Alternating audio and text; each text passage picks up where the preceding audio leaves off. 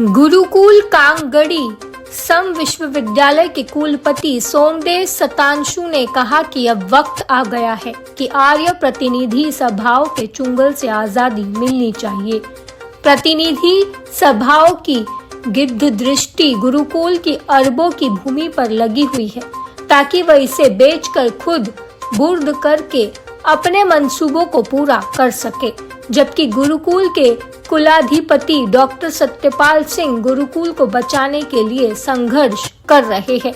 ऐसे में आर्य प्रतिनिधि सभाओं ने डॉक्टर सत्यपाल सिंह की छवि को खराब करने का प्रयास किया जा रहा है।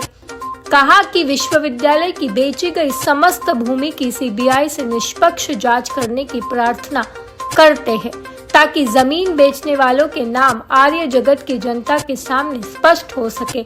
गुरुकुल कांगड़ी के कुलपति सभागार में प्रेस वार्ता करते हुए कुलपति सोमदेव शतांशु ने आर्य प्रतिनिधि सभाओं पर खुलकर हमला बोला। उन्होंने कहा कि गुरुकुल की तमाम संपत्ति बेची जा चुकी है, जबकि कुछ संपत्ति को बचाने का प्रयास किया जा रहा है। प्रेस वार्ता के दौरान doctor Shravan Kumar Sharma, doctor Brahmadev, doctor विवेक, प्रमोद कुमार, रजनीश भारद्वाज, नरेंद्र मालिक, डॉक्टर राजेंद्र, डॉक्टर अजित शामिल रहे। जैसा कि हम लोगों को विदित है, भारत सरकार के द्वारा घोषित 2023 जो राष्ट्रीय शिक्षा नीति उसकी उद्घोषणा हो चुकी है और उस उद्घोषणा के साथ ही यह नियम सभी जो डीम्ड यूनिवर्सिटी हैं 6-7 विश्वविद्यालय हैं उन पर यह नियम लागू हो चुका है। और हमारा जो अपना BOM है, प्रबंधन समिति है, उसने भी इस नियम को पारित करके भारत सरकार को समिति के द्वारा भेजा जा चुका है और यह नियम लागू है। उसी नियम के तहत भारत सरकार ने माननीय डॉक्टर सत्यपाल सिंह जी को दोबारा 13 फरवरी से यहाँ के कुलाधिपति के रूप में नियुक्त किया है। इससे पहले की स्थिति यह थी, सुदर्शन शर्मा जो कि 3 बार ऑलरेडी यहाँ के कुलाधिपति रह चुके हैं, जबकि नियमानुसार 2 बार ही कोई व्यक्ति बन सकता है और सभा का कोई अध्यक्ष रहते हुए स्वयं कुलाधिपति नहीं बन सकता है। वो स्वयं सभा पंजाब सभा के अध्यक्ष हैं। उसके बावजूद 2 बार रहने के बाद 3 बार रहने के बावजूद चौथे बार भी उनको कुलाधिपति के रूप में नियुक्ति दे दी गई, जो कि सर्वथा न्याय विरुद्ध है। और उनका बार बार हम लोगों को पत्र भी आता है कि हमारी बात क्यों नहीं मानी जा रही, ये इत्यादि इत्यादि। और कुलाधिपति जी का, सत्यपाल जी का दोबारा नियुक्ति होने के बाद इन लोगों ने और अनेक तरह से उनका विरोध करना शुरू कर दिया। कल ही मेरे पास कहीं से मैसेज आया कि डॉक्टर सत्यपाल जी इस तरह से ज़बरदस्ती कब्जा कर रहे हैं, ज़मीनों को बेचने का प्रयास कर रहे हैं। आज जैसा कि हम लोगों को जानकारी मिली, दिल्ली का जो हनुमान रोड आर्य समाज है वहाँ इन लोगों ने मीटिंग बुलाई हुई है सत्यपाल जी के विरोध में।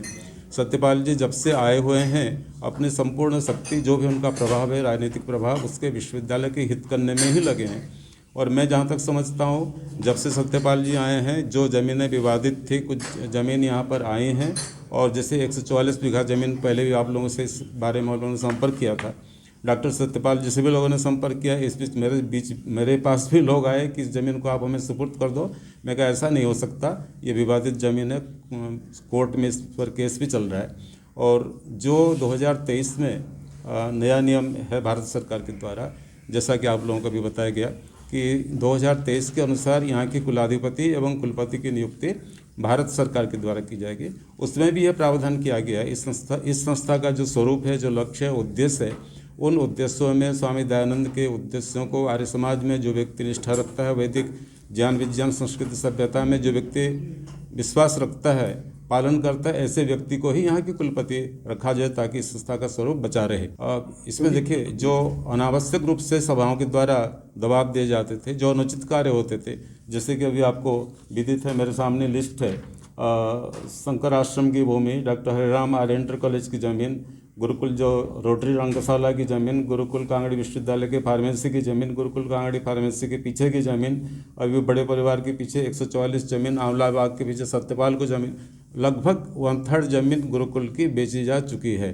तो कम से कम ये काम तो रुकेगा नहीं। रची जा सकती नहीं, रच रही हैं। आज जैसे मिला कि उनके खिलाफ दुनिया भर का अपप्रचार कर रहे हैं, वो कि जैसा नाम है उनका स्वयं सत्यनिष्ठ व्यक्ति हैं, 2 पैसा का कहीं उन पर लाग लपेट का नहीं है।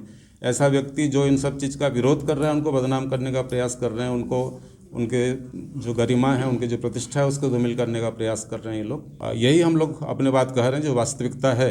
अभी हम लोग आज सरकार से मांग की हमने कि आज तक विश्वविद्यालय की जो भूमि बेची जा चुकी है उस पर CBI जांच हो और जो इसके विक्रेता हों, जो इसके षड्यंत्रकर्ता उनका पर्दाफाश हो, ये हमने भारत सरकार से मांग की हुई है।